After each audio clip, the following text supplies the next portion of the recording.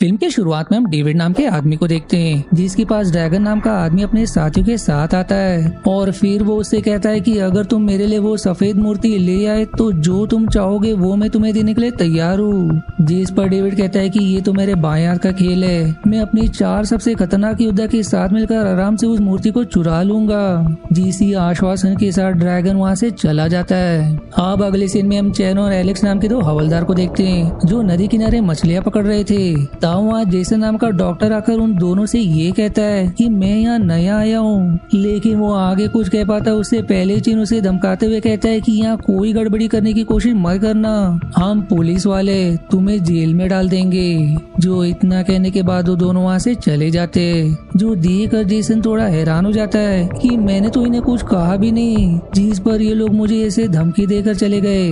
आप कुछ समय बाद चैन और एलेक्स मिलकर बाकी पुलिस वालों के लिए खाना बना रहे होते क्योंकि हवलदार होने के कारण उनसे बाकी ऊंचे ओहदे के पुलिस वाले खाना पकवाते, साथ ही अपने और अपने घर वालों के कपड़े भी धोने के लिए उन्हें ही लाकर देते। पर वो बेचारे कुछ कर भी नहीं सकते थे वरना उन्हें हवलदार की नौकरी से निकाल दिया जाता। फिर कुछ समय बाद इलाके में ये खबर फैल जाती है कि यहाँ के सबसे अमीर आदमी के घर चोरी हुई है, जहाँ घर के सारे लोगों को मारकर चोर एक कीमती सफेद मूर्ति चुरा कर ले गए। अब उस आदमी के घर पर चैन और एलेक्स आते, जहाँ पहले तो एक सीनियर पुलिस वाला उन्हें अंदर आने तक नहीं देता और उनके साथ बदतमीजी करने लगता है, जिससे चैन को गुस्सा आ जाता है। पर एलेक्स उसे शांत करवाकर सारी चीजें गौर से देखने लगता है ताकि पता लगा सके कि आखिर यहाँ पर चोरों ने किस तरह की चोरी की है। और अब जैसे जैसे वो सारी चीजें देखने लगता है उसे समझ आने लगता है कि ये काम किसने और किस तरह से किया होगा।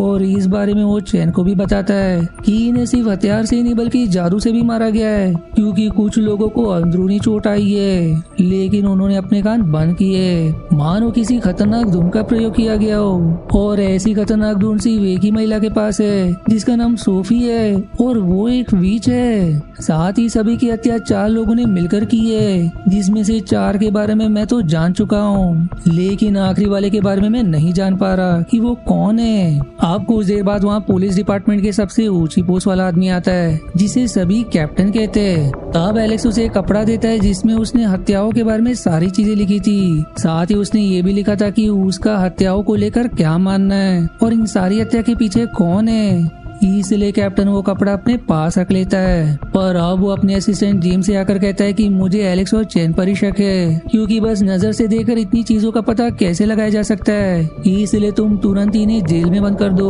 और अब कैप्टन का ये आदेश सुनते ही एलेक्स और चैन को जेल में बंद कर दिया जाता है, जहाँ बाकी पुलिस वाले उन्हें बहुत मारते। तब कुछ देर बाद उसी सेल में एक लड़के को भी बंद कर दिया जाता है, जो असल में सेरा नाम की एक लड़की होती है, जिसने बस लड़के का रूप लिया था और उसे सिपाहियों ने चोरी के अपराध में जेल में बंद किया होता है। लेकिन सिपाही के जाने के बाद सेरा की बहन जेनी उसे इशारों में कहती है कि चिंता मत करो, मैं तुम्हें निकाल दूंगी। पर अब अगले ही दिन सीनियर ऑफिसर एलेक्स, चैन और सेरा को मृत्युदंड देने के लिए एक जगह लेकर आता है। हालांकि उन्हें सिर्फ कुछ ही दिनों के लिए जेल में बंद करने का आदेश था, पर सीनियर ऑफिसर खुद से इन्हें मारना चाहता है क्योंकि वो पहले से ही एलेक्स और चैन से नफरत करता है। पर जैसे उन तीनों का सर धड़ से अलग होने वाला होता है, इससे पहले ही वहाँ जेनी आकर सभी पर तीर चलाते हुए सेरा और बाकियों को छुड़ा लेती है। तब इस लड़ाई में एलेक्स और जेनी का जब आमना सामना होता है तो वो दोनों पहली नजर में एक दूसरे को पसंद करने लगते, जिसके बाद सभी वहाँ से बचते हुए जंगल में भाग जाते, जहाँ सेरा भी अपना असली चेहरा सभी को बता देती है कि वो भी लड़की है और जेनी की बहन है, जो देखकर चैन और एलेक्स हैरान हो जाते। इसके बाद अब वो दोनों वहाँ से 5 योद्धाओं को ढूंढने निकलने वाले होते, पर सेरा और जेनी भी उनके साथ जाने की जिद करने लगते, इसलिए वो दोनों भी उन्हें अपने साथ कर लेते। अब अगले सीन में एलेक्स और बाकी बारिश से भीगते हुए एक जगह आते, जहाँ जेसन, जेम्स और बाकी लोग भी मौजूद होते। तभी वहाँ एक लड़की अपने बुजुर्ग दादाजी के साथ आती है और सभी से यहाँ कुछ देर रहने की अनुमति मांगती है, जिस पर वो उन्हें यहाँ रहने की अनुमति दे देते। इसके बाद अब वो लड़की सभी का मनोरंजन करने के लिए लुईकिन बजाने लगती है, लेकिन उसकी धुन से इतनी खतरनाक वेव निकलती है कि सभी को बहुत ज्यादा तकलीफ होने लगती है। तब वो लड़की और उसके दादाजी अपना असली चेहरा दिखाते हैं, जहाँ वो लड़की सोफी ही होती है और उसके दादा उन्हें 5 योद्धाओं में से एक होता है, जो सभी पर हमला करके उन्हें मारने की कोशिश करता है। लेकिन फिर एलेक्स और बाकी सभी मिलकर उन दोनों लोगों का मुकाबला करते, पर सोफी को हराना बहुत मुश्किल था। तब जेसन वहाँ आता है जिसके पास डॉक्टर की कला के साथ साथ कुछ शक्तियाँ भी है, जिस पर सोफी के धुन का कोई असर नहीं होता। उल्टा वो अपने मंत्रों से वेव बनाकर सोफी पर ही हमला कर देता है। और जब वो समझती कि वो अकेले जेसन का मुकाबला नहीं कर सकती तो वहाँ से भागने में ही अपनी भलाई समझती है। आप सारे लोग ये तय करते कि वो सभी यहाँ से ट्रेजर इन नाम की जगह पर जाएंगे जहाँ कीमती चीजों की नीलामी होती है, और जिसने भी वो मूर्ति चुराई होगी वो जरूर वहाँ उसे बेचने आएगा। तब जेसन कहता है कि मैं भी तुम्हारे साथ जाऊंगा क्योंकि ट्रेजर इन लूना नाम की लड़की चलाती है जिसे मैं पसंद भी करता हूँ। इसलिए एलेक्स और बाकी भी उसे अपनी टीम में शामिल कर लेते हैं। दूसरी तरफ जेम्स कैप्टन के पास आता है और उन्हें एलेक्स और बाकियों के बारे में बताता है कि उन्होंने सोफी और एक योद्धा से काफी बढ़िया तरीके से लड़ाई की है, इसलिए हमें उन्हें भी अपने साथ ट्रेजर इन ले जाना चाहिए। लेकिन कैप्टन कहता है कि मुझे किसी की जरूरत नहीं है, मैं खुद अकेले ही वहाँ जाऊंगा और फिर उन सारे योद्धाओं को खत्म कर दूंगा। जो इतना कहकर वहाँ से ट्रेजर इन के लिए निकल जाता है। अब अगले सीन में एलेक्स और बाकी सभी मिलकर कैप्टन के बगैर ही ट्रेजर इन के लिए निकल जाते हैं और 2 दिन के लगातार सफर के बाद वो ट्रेजर इन पहुँचने में सफल भी हो जाते हैं। जहाँ पहुँचने के बाद जेसन लूना की बहन से सवाल करता है कि क्या कोई कमरा खाली है, मुझे अपने दोस्त को वहाँ रखना है। लेकिन वो जवाब देती कि 2 दिन बाद नीलामी शुरू हो जाएगी, इसलिए सारे कमरे पहले से ही बुक हो चुके हैं। तब वहाँ मौजूद डेविड एलेक्स की तरफ चाबी फेंकते हुए कहता है कि मेरे पास एक कमरा है, चाहो तो तुम इसमें रह सकते हो। लेकिन उसके चाबी लेने से पहले ही वहाँ कैप्टन पहुंच जाता है जो एलेक्स से लड़ते हुए उसे चाबी छीनने की कोशिश करता है ताकि वो आखिरी कमरा उसे मिल सके। तब उन्हें लड़ता हुआ देख लूना वहाँ जाती है जो इन दोनों को बढ़िया तरीके से लड़ते हुए कहती है कि आप दोनों कमाल हो, इसलिए मैं आप दोनों के लिए कमरे का बंदोबस्त कैसे भी कर दूंगी। वहीं दूसरी तरफ डेविड अपने बाकी 3 योद्धाओं से बात कर रहा होता है कि ड्रैगन किसी भी समय वो मूर्ति लेने यहाँ आता होगा, इसलिए हमें और ज्यादा सावधान रहने की जरूरत है। वहीं एलेक्स को ट्रेजर के बाहर एक गाड़ी खड़ी मिलती है जिसके चारों तरफ नोकीले तारे लगी थी और उसे छूने वाले को तारे 1 सेकंड के अंदर खत्म कर देगी। तब उस गाड़ी को देखकर एलेक्स समझ जाता है कि इसी के अंदर वो सफेद मूर्ति है, यानी कि वो 5 योद्धा इस ट्रेजर के अंदर आ चुके हैं, इसलिए हमें उन्हें ढूंढना होगा। वहीं दरसारा कमरे की खिड़की से बाहर गिर जाती है जहाँ कई सारे सांप होते।